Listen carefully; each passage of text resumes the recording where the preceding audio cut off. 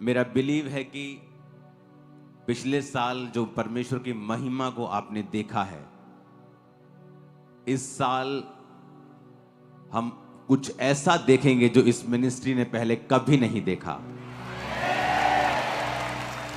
प्रार्थना के समय परमेश्वर का आत्मा मुझे दिखा रहा था कि लोग हैरान हो रहे हैं कि इतने, जब इवनिंग क्रूसेड शुरू होते हैं, जब जहां तक निगाह जाती है, कैमरा दिखा नहीं पा रहा गैदरिंग को, ड्रोन्स दिखाते हैं सही तरीके से। परमेश्वर मुझे दिखाया है अगले साल, इस साल 2026 में, जब 25 में प्रार्थना कर रहा था, परमेश्वर ने दिखाया अगले साल क्या होगा। अब ये 2026 में जब लोग क्रूसेड्स देखेंगे, ये इस इतिहास के सबसे बड़े क्रूसेड्स होंगे। और लोग देखेंगे कि कहां तक निगाह जा सकती है। ड्रोन्स को थका देंगे हम। और यह परमेश्वर की ओर से निर्धारित हो चुका है। जब कोई चीज परमेश्वर की ओर से निर्धारित हो जाए तो शैतान का जलना और उछलना स्वाभाविक है। तो उसकी परवाह कभी मत किया करो। ये हमारे लिए रोटी है, ब्रेड है, ये फूड है। ये दिखाता है कि परमेश्वर का आत्मा आपके साथ है। ये दिखाता है कि तरक्की की राह पे हैं हम। और वो लोग, आत्मिक रीति से जो लोग समझते हैं इस बात को, कि पिछले साल जब हमें लगा कि अन्य जाति लोगों ने आपकी इंसल्ट करने की कोशिश की, लेकिन क्रिसमस आते आते ऐसी कई टेस्टिमनीज हमारे पास आई जो अन्य जाति लोग थे, चर्च को नहीं जानते थे, चर्च के सॉन्ग लगाकर सुन रहे थे।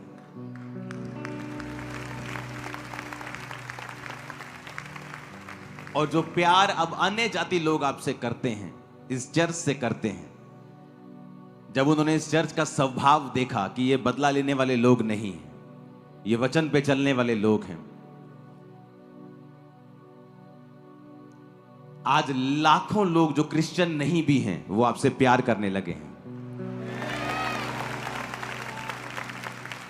शैतान ने आज तक जो कुछ भी किया है उसका उल्टा असर उसको हुआ है,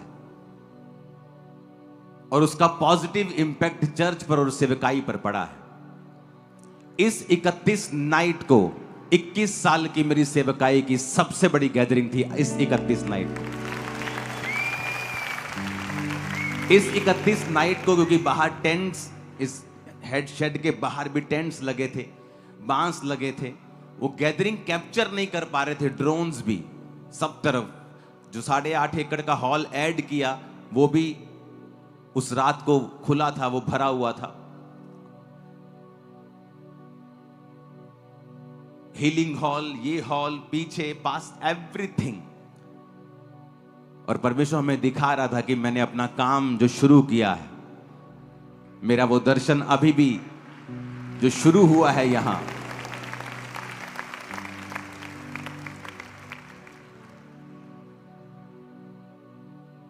मुझे एक बात मालूम है, जब परमेश्वर का आत्मा आपकी अगुवाई करता है, जब वो आपको गाइड करता है, जब वो आपको एक जर्नी पे लेके जाता है, एक यात्रा पे लेके जाता है, एक बुलाहट पे लेके जाता है। अब्राहम, जब अब्राम था और परमेश्वर ने कहा अपने पिता के घर को छोड़ और मेरे संग चल, और मैं तुझे जहां दिखाऊंगा उसी जगह पे तू जा। बाइबल कहती अब्राहम अकेला था और अपने नौकरों और अपने एक भतीजे के साथ और अपनी भेड़ बकरियों के साथ वो चल दिया। लेकिन परमेश्वर ने कहा था मैं तुझसे करोड़ों वंश उपजाऊंगा। और आज करोड़ों लोग हैं जो अब्राहम की संतान हैं, क्योंकि परमेश्वर अपनी बुलाहट से कभी पीछे नहीं हटता। जब वो आपको बुलाता है तो हो सकता है आज आप अकेले हों। जब ये चर्च की शुरुआत हुई थी तो 3 लोगों से हुई थी। लेकिन मुझे मालूम था कि परमेश्वर ने मुझे किस लिए चुना है। वो विजन्स मेरी आंखों के सामने आते थे, जो होने वाला होता था, अगले साल क्या होगा, अगले साल क्या होगा, और वो पूरा होता रहता था कलीसिया में। क्रूसेड्स, खुदा के काम इतने बिग वे में होंगे, हैरान हो जाएंगे लोग। इसका आधार क्या है कि जो हम कर रहे हैं, क्या वो वचन के मुताबिक कर रहे हैं? हमें यह भी सोचना चाहिए, क्या जो हम कर रहे हैं क्या वचन के मुताबिक है? तो वचन कहता है रोमियो 10 उसकी 14 आयत में, मैं 13 आयत को पढ़ूंगा, आप 13 और 14 दोनों को पढ़ें। रोमियो 10 उसकी 13 और 14 आयत, क्योंकि जो कोई प्रभु का नाम लेगा वो उद्धार पाएगा। सब कलीसिया बोलो आमीन। 13 आयत को पढ़ेंगे, रोमियो 10 उसकी 13 आयत, क्योंकि जो कोई प्रभु का नाम लेगा वो उद्धार पाएगा। अब 14 आयत को पढ़ेंगे, फिर जिस पर उन्होंने विश्वास नहीं किया उसका नाम कैसे लें?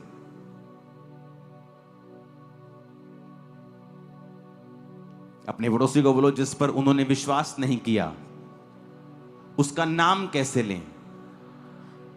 फिर लिखा, जिसके विषय में सुना नहीं उस पर विश्वास कैसे करें? और फिर लिखा है, और प्रचारक बिना कैसे सुने?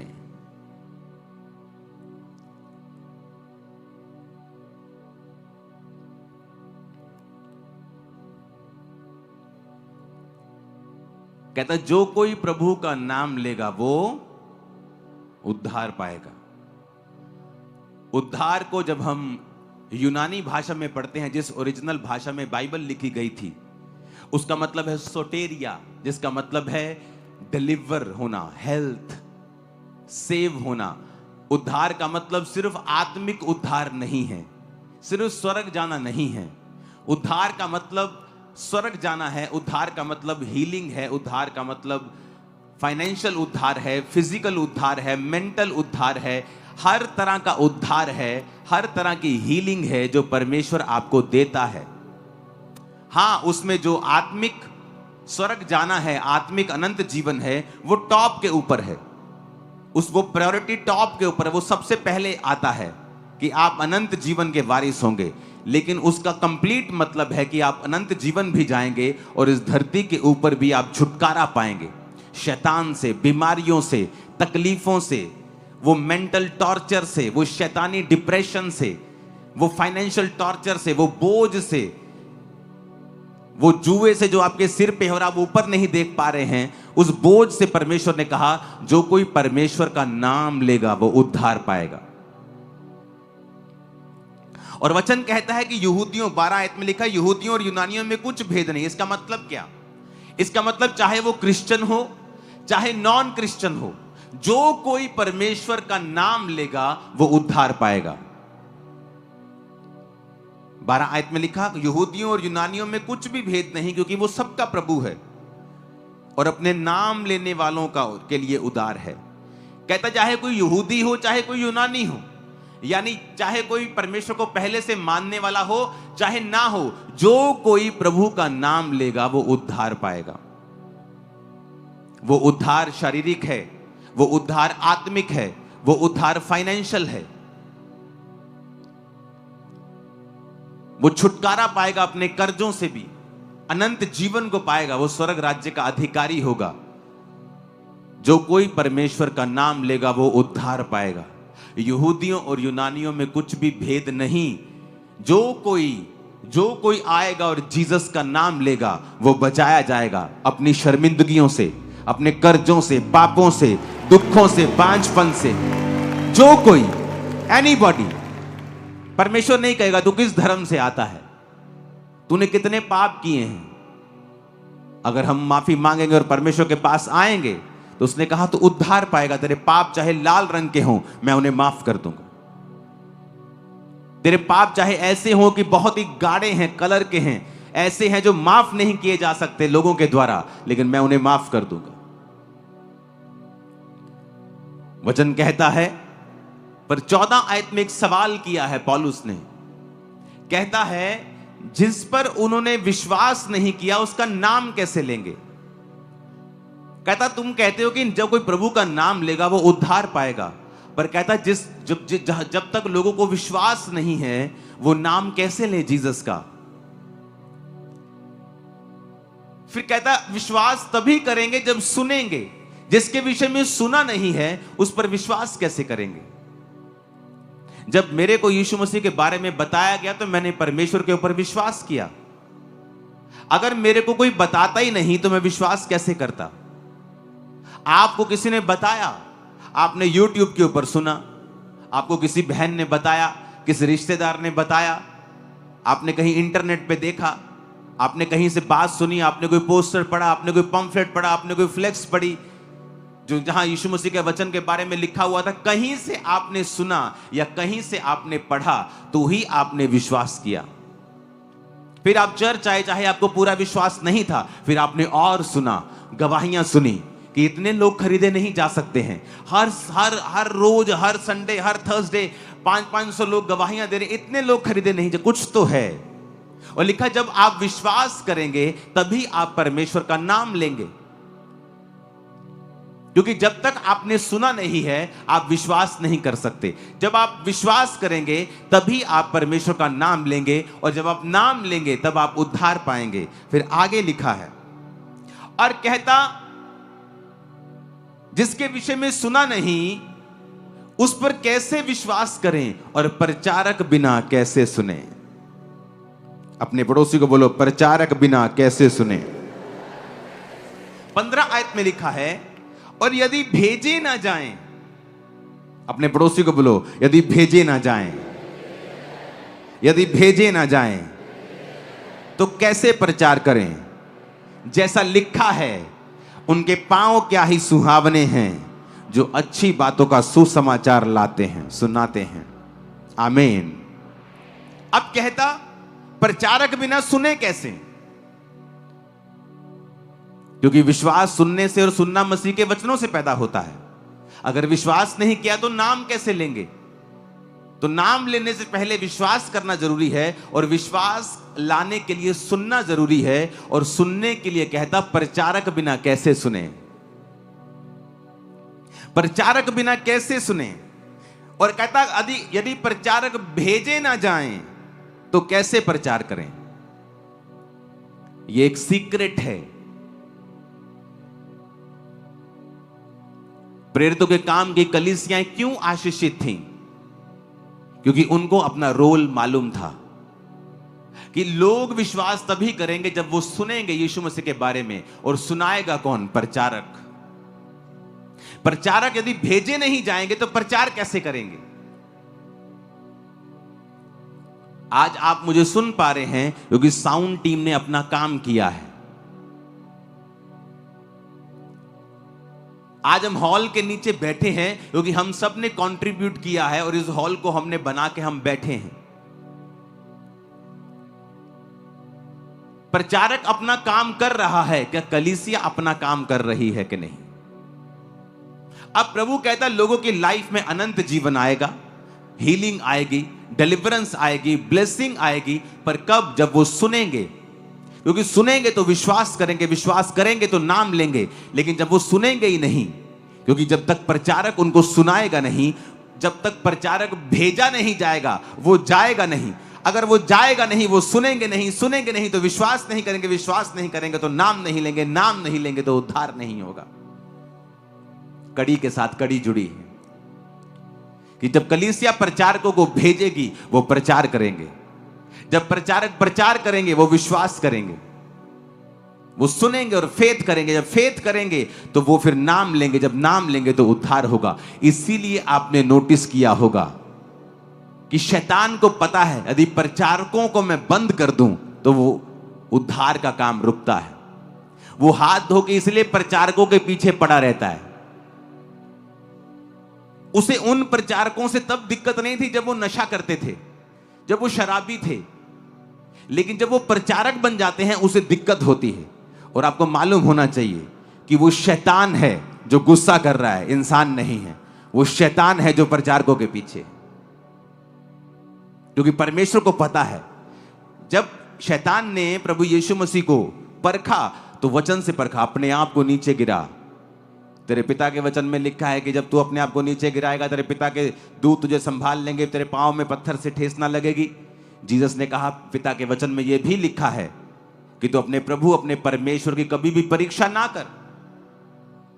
शैतान वचन जानता है, उसे पता है प्रचारक अगर भेजे जाएंगे, अगर प्रचारक अगर जाएंगे तो वो प्रचार करेंगे, अगर करेंगे तो लोग सुनेंगे, सुनेंगे तो विश्वास करेंगे, विश्वास करेंगे तो नाम लेंगे, नाम लेंगे तो उद्धार मिलेगा। इसलिए वो चाहता है कि प्रचारकों को रोका जाए, किसी तरह से प्रचारकों को बंद किया जाए। लेकिन शैतान और उसके सब एजेंट्स प्रचारक 10 गुना बढ़ने वाले हैं। यहां मैं आपको बता रहा हूं,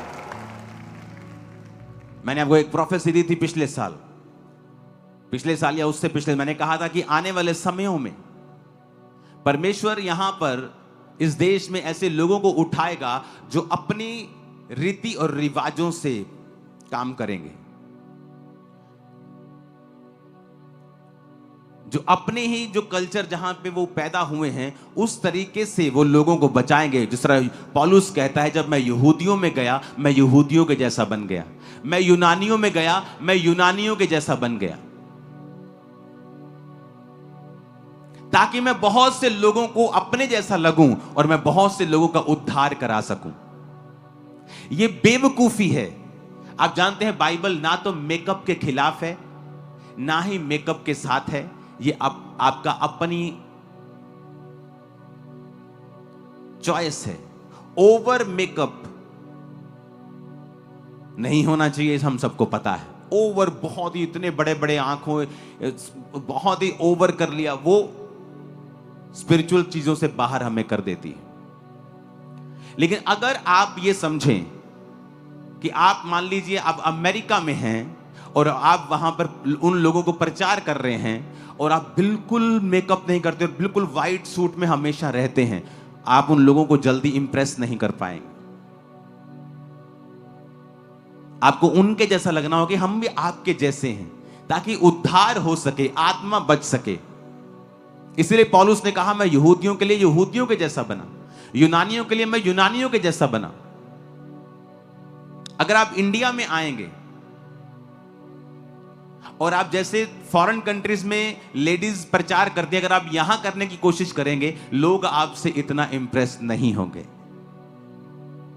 क्योंकि उनको वो कल्चर के बारे में मालूम नहीं है।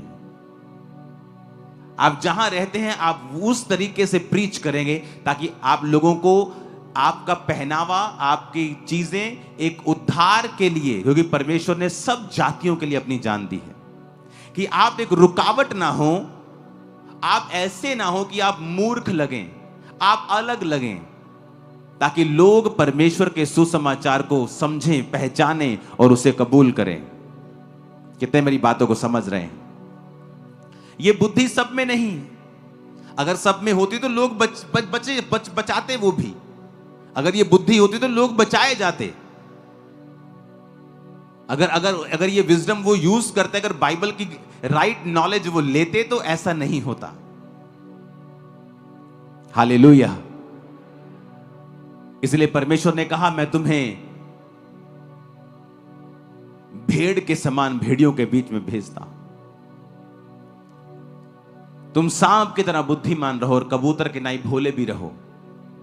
कबूतर किसी का नुकसान नहीं करता और सांप चालाकी से बचता है।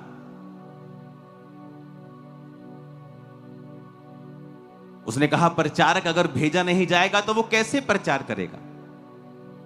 पौलुस ने जिस कलीसिया का थैंक्स किया कि अब मेरा परमेश्वर तुम्हारी हर घटी को महिमा सहित मसीह यीशु में पूरा करेगा, वो कलीसिया थी जिसने अमीर ना होने के बावजूद भी पौलुस को लिखा बार बार मिशनरी कामों के लिए अपने चंदे को भेजकर उसकी सहायता की थी। और सब जानते हैं पौलुस जो था वो टेंट बनाने का काम करता था, उसका बिजनेस था, उसका और उसके साथियों का। वो कलीसिया के ऊपर भार नहीं डालता था। कलीसिया को भी पता था कि जो हम पौलुस के जीवन में, इसकी सेवकाई में बो रहे हैं, ये सारा यरूशलेम में, सारा कलीसियाओं की उन्नति में और कलीसियाएं बनाने में इस्तेमाल हो रहा है। इसीलिए उसने कहा था कि अब परमेश्वर तुम्हें, क्योंकि तुमने वचन पूरा किया है, हम प्रचारकों को तुमने भेजने में सहायता की है, अब हमारा परमेश्वर भी तुम्हारी सहायता करेगा। इसलिए उन लोगों की आशीष हमेशा डबल होती है, 4 गुना 10 गुना होती है, जिन्होंने प्रचारकों की सहायता की है। इसलिए आप देखते हैं वो कलीसियाएं आशीषित होती जाती हैं जिनका मकसद प्रचारकों को भेजना होता है। आप एक ऐसी कलीसिया में जब जुड़ जाती हैं जिसका मकसद प्रचार करना है, इवेंजलिज्म करना है, सुसमाचार देना है, और आप ऑटोमेटिकली वो प्रार्थना भी उनके लिए करने लगते हैं, आप वहां बोने भी लगते हैं, आप फास्टिंग करने लगते हैं, आप देखने लगते हैं कि परमेश्वर ने आपकी लाइफ के ऊपर आपको ब्लेस किया है, क्योंकि अब आप परमेश्वर के वचन को पूरा कर रहे हो। यदि प्रचारक भेजे नहीं जाएंगे तो प्रचार कैसे करेंगे?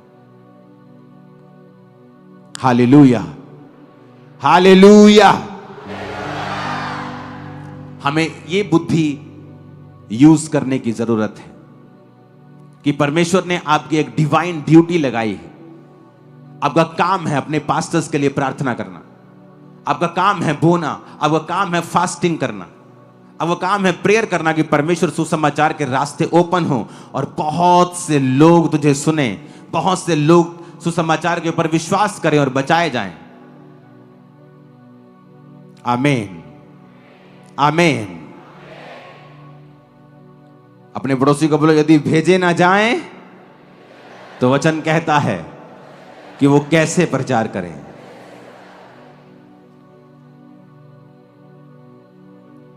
देखो क्वेश्चन कर रहा है वो आपसे, कहता है यदि भेजे ना जाएं तो कैसे प्रचार करें? फिर प्रचारक तो तैयार है, कहता अगर वो भेजे ना जाएं तो कैसे प्रचार करें?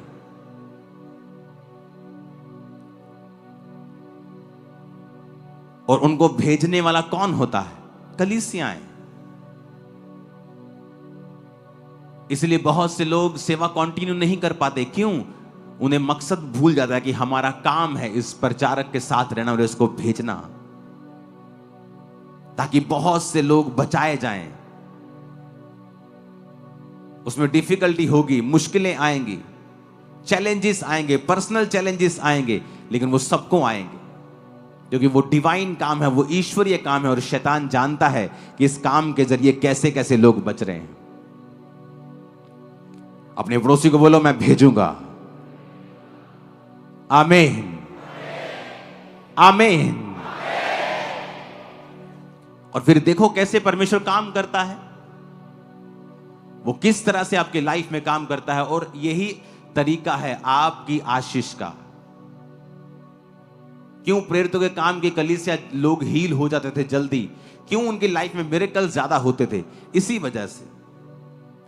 वजह से उनकी लाइफ में मिरेकल ज्यादा होते थे, क्योंकि उनकी जिंदगियां परमेश्वर के लिए समर्पित थी, परमेश्वर उनको छोड़ता नहीं था।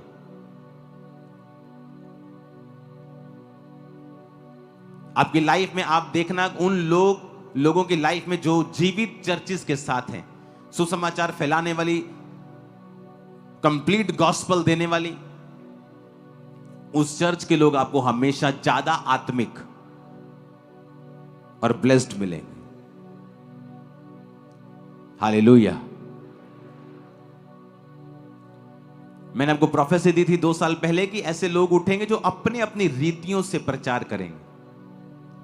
हां, जब आप कोई सॉन्ग निकालें तो आपकी वर्डिंग नॉन बिब्लिकल नहीं होनी चाहिए, बदले की भावना वाली वर्डिंग नहीं होनी चाहिए, ना रख दांगे, ना पतांगे, टक दांगे, ऐसा नहीं होना चाहिए। वर्डिंग बिब्लिकल ही हो, उसकी ट्यून कोई भी हो सकती है, वो उस एरिया के मुताबिक हो सकती है, उस देश के मुताबिक हो सकती है, उस कल्चर के मुताबिक हो सकती है, लेकिन बाइबल के वर्ड जो हैं, जो बाइबल की स्पिरिट है, जो क्रिश्चियन स्पिरिट है, उससे बाहर आप नहीं जा सकते हैं। हालेलुया। और लोगों को भी यह समझना चाहिए कि विरोध करने की बजाय आप उसे समझा सकते हैं पर्सनली फोन करके कि ब्रदर नेक्स्ट टाइम जब आप सॉन्ग निकालें तो इस स्पिरिट के साथ निकालें, क्योंकि ये परमेश्वर ने कहा था मुझसे कि लोगों को बोलना, 2 साल पहले की ये बात है कि विरोध ना करें, क्योंकि ऐसे लोग उठेंगे जो अपने अपनी तरीके से, अपने अपने रीतियों से वो प्रीच करेंगे और लोगों को अपनी ओर खींचेंगे। और ये शुरुआत हुई, बहुत कुछ होगा अभी आगे। हर स्टेट में आप देखोगे, हर स्टेट में आप देखोगे बड़ा काम होते हुए। आमीन, ऊंचे वाला चाहिए चर्च। Hallelujah, hallelujah.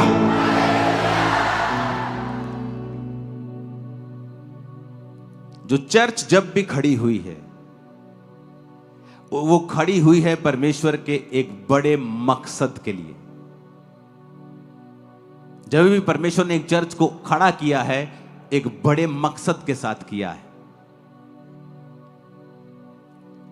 चर्च का काम पॉलिटिक्स करना नहीं है, इसलिए इस चर्च में हर पार्टी का हमेशा वेलकम रहता है।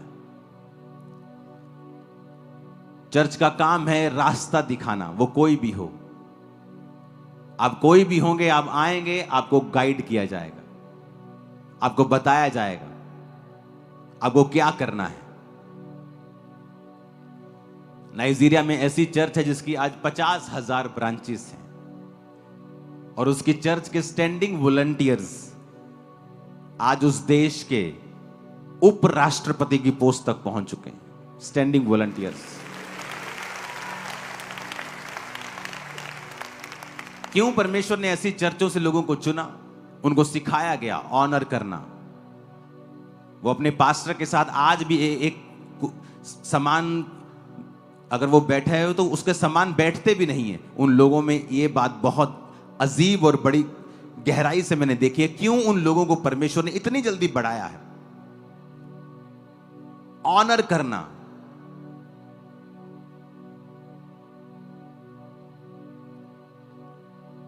और इसीलिए परमेश्वर ने उनको ऊंचा किया है। वो समझते हैं प्रचारक की वैल्यू को, वो समझते हैं उस दर्शन की वैल्यू को। बात इंसान की नहीं, बात मूसा की नहीं। जब मूसा को किसी ने कुछ कहा हो तो परमेश्वर ने उसे कोड़ी कर दिया। बात मूसा की नहीं, बात उस दर्शन की है जो परमेश्वर ने अपना उस जगह पे रखा है और मूसा को उसका अगुवा बनाया है। बात उस दर्शन की है, बात परमेश्वर की है कि जब आप मूसा के खिलाफ खड़े हो रहे हैं, आप इनडायरेक्टली परमेश्वर के खिलाफ खड़े हो रहे हैं, क्योंकि वो विजन जो है वो परमेश्वर का है। हालेलुया।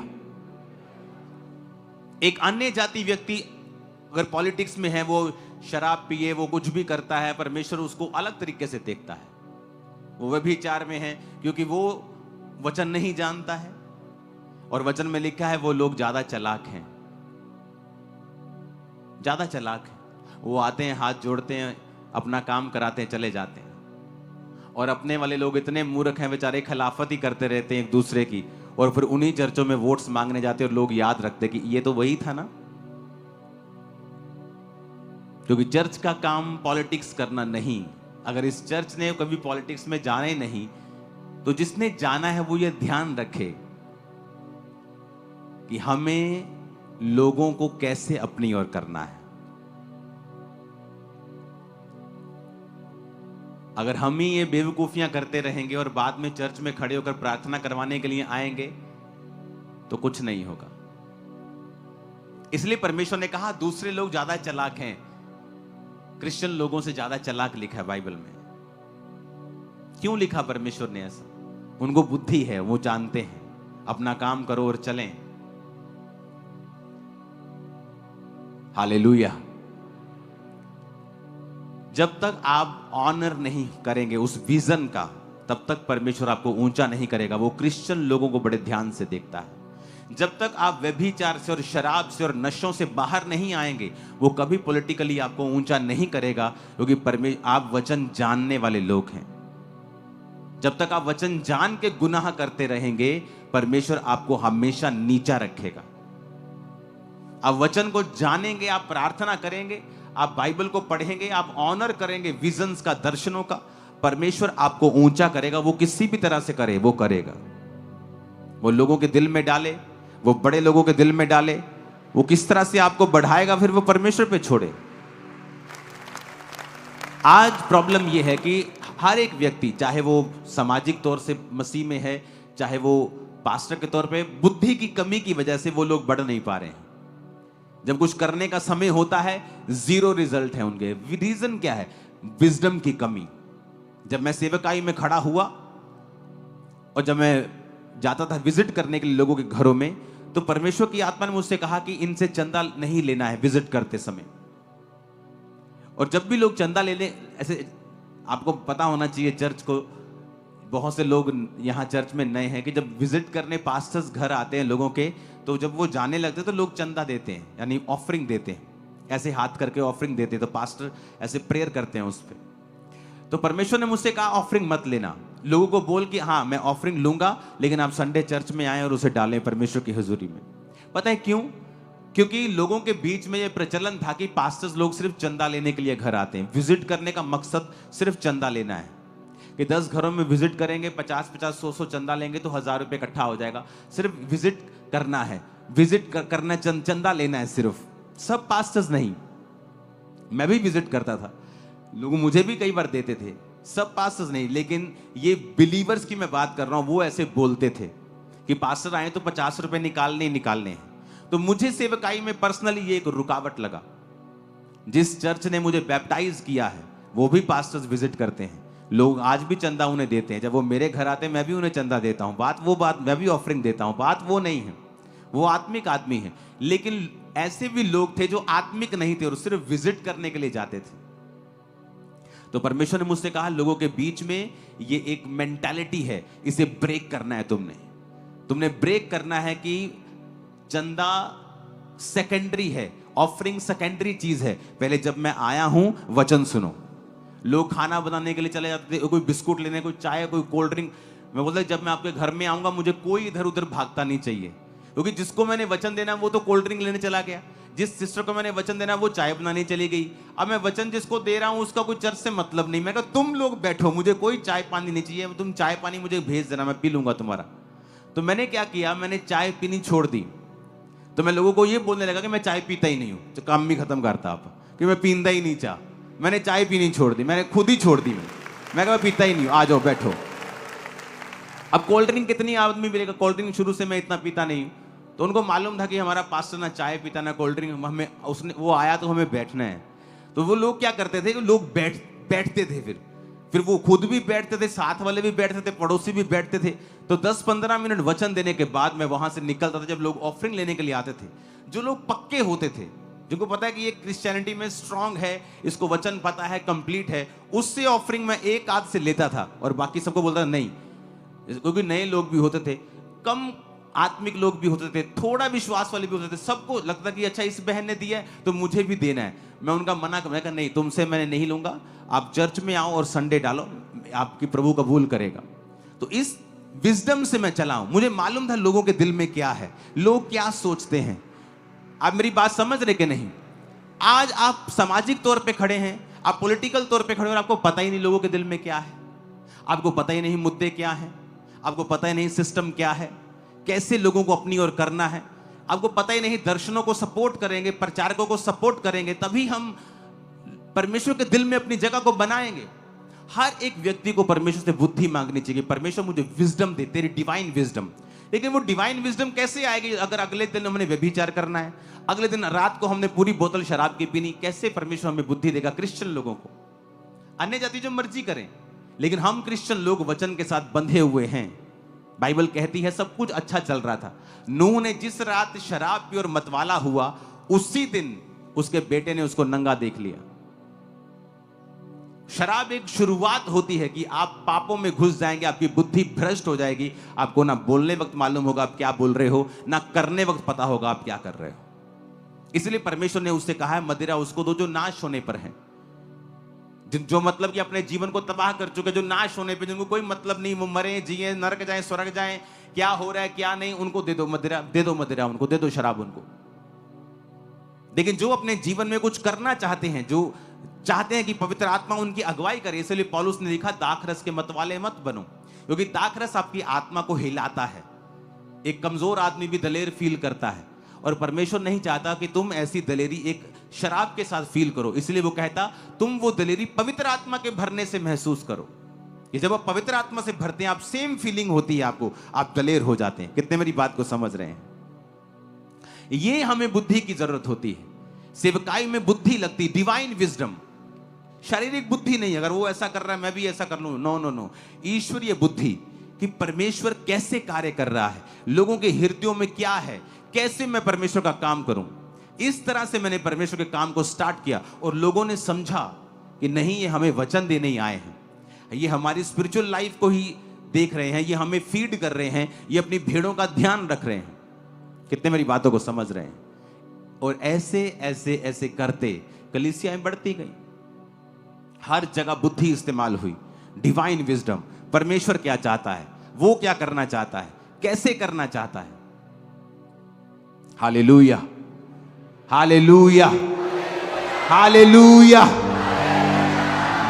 आप जिस भी फील्ड में हैं, प्रभु से डिवाइन विजडम को मांगो, ईश्वरीय बुद्धि को मांगो, और देखो परमेश्वर फिर क्या करता है। क्यों सुलेमान ने बुद्धि मांगी?